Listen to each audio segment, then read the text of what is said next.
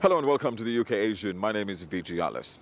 Now, 66 years after the partition of India, the events of August 1947, the horrors, the turmoil, and the characters involved continue to fascinate and inspire people around the world.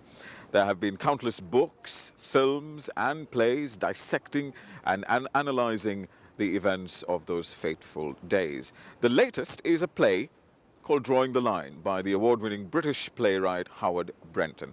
And at the center of the play is Cyril Radcliffe, later on Sir Cyril Radcliffe, the gifted British lawyer who was given the very daunting task of drawing the line and partitioning the subcontinent into India and Pakistan. It was an incredibly difficult job, and the play portrays the difficulties faced by Radcliffe during the 5 weeks that he was given to draw the line and partition India. The play has proved hugely popular here in London. This scene with Cyril Radcliffe and his assistants V.D. Iyer and Christopher Beaumont shows the extraordinary tension and political wrangling that took place as the border between Pakistan and India was created. That's a railway line. What? Going into Firozpur. You've drawn the border straight along the railway line. One rail in India, the other in Pakistan. Well, then we'll move the border 100 yards south. Sir, we spent 3 days on a section that's barely 50 miles long. But we will get it right. There are Hindu farms north of that line. Look, a string of small holdings. And there's green to the south still, Muslim holdings. One yellow field. Sikh. Well then, we'll move the line 100 yards north of the railway. That still only puts half of Firozpur in India. But its population is a Muslim majority. We'll drive people from the land, they'll starve. Then we'll send the line around farms, ditch by ditch. across thousands of square miles. We may as well put on blindfolds and stick pins in them. Wow. Sir, is this wrong? Well, it is very knotty around this bit. No, doing this at all, chopping India into two, is it fundamentally wrong? I hope to God it is not, Mr. Iyer. There has to be a Muslim state. How? By tearing the face of Mother India to bits? Stop this! Stop this now! I have been sent to do a job. I will do it. This is a time for hard heads. I must be logical. But surely not indifferent, sir. Yes, indifferent. Now, Radcliffe has long been a very divisive character. Many in South Asia think that he was at the forefront and was responsible and instrumental in the turmoil that followed immediately after partition. Others think that he was merely doing his job as a servant of the British government. The play has proved controversial with the South Asian or the British Asian community in the UK because of the way it portrays, well, two of the key characters in the partition drama, Jawaharlal Nehru, the first Prime Minister, and of course Mahatma Gandhi. I met up with Howard Brenton to find out more. First of all, tell us why you were inspired to do this play. Where did you get the inspiration from? Well, I visited India and I asked the question, who drew the line between Pakistan and India? I didn't know. And I was amazed when I found out. What was the most compelling thing you found about Cyril Radcliffe? That he knew nothing of India and that he knew nothing of maps. And that he was convinced that British fair play, that a good brain, which he had, he was a brilliant legal mind, could do anything in the world, anywhere. That confidence. And I thought, oh, this is a great subject. My playwriting brain said, put him under pressure, see what happens.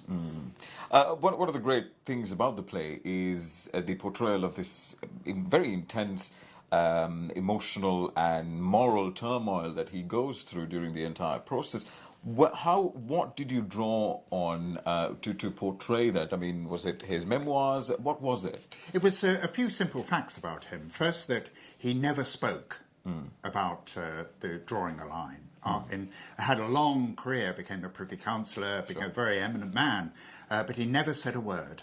He also refused his fee, and he collected up all the papers from the bungalow, all the maps and notes, and burnt them in his garden back in England. That was the key to what I portray. Also, it was known that he fell ill.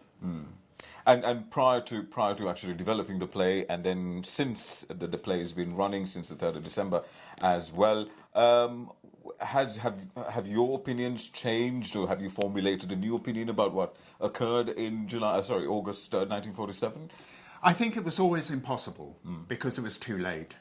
If the British had decided to withdraw in the 30s, when Gandhi it came to England to negotiate with the government, and when Jinnah and Nehru were still of one mind about a federated India, if the British had had the courage to withdraw then, perhaps the subcontinent wouldn't have gone through the terrible experience of partition.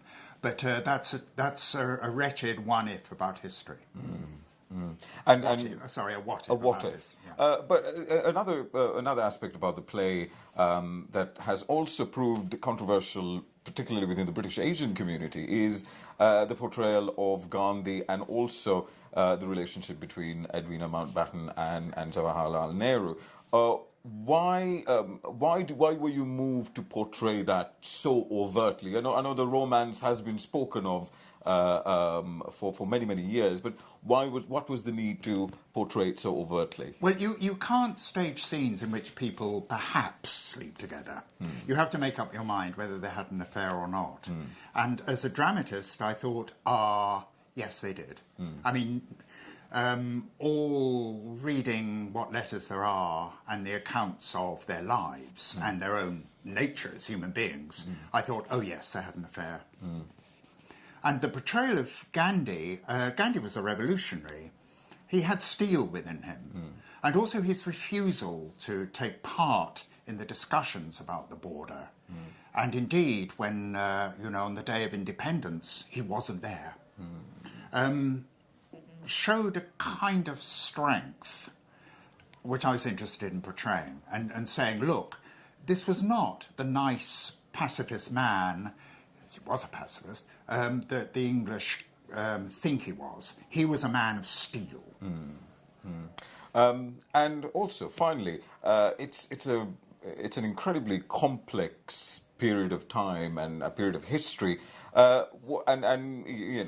Cyril Radcliffe was given 5 weeks to draw this line, which eventually came to be called the Radcliffe line, and it was a tremendously complicated time for him as well.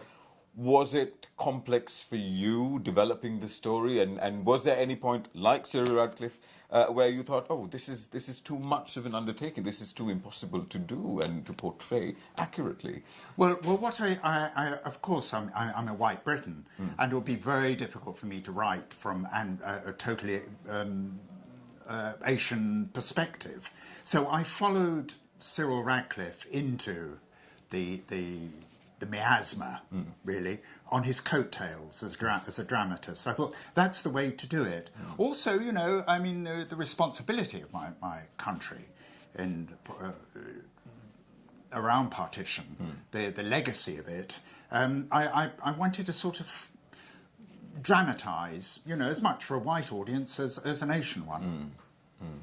Howard Brenton, thank you very much for joining us, sir.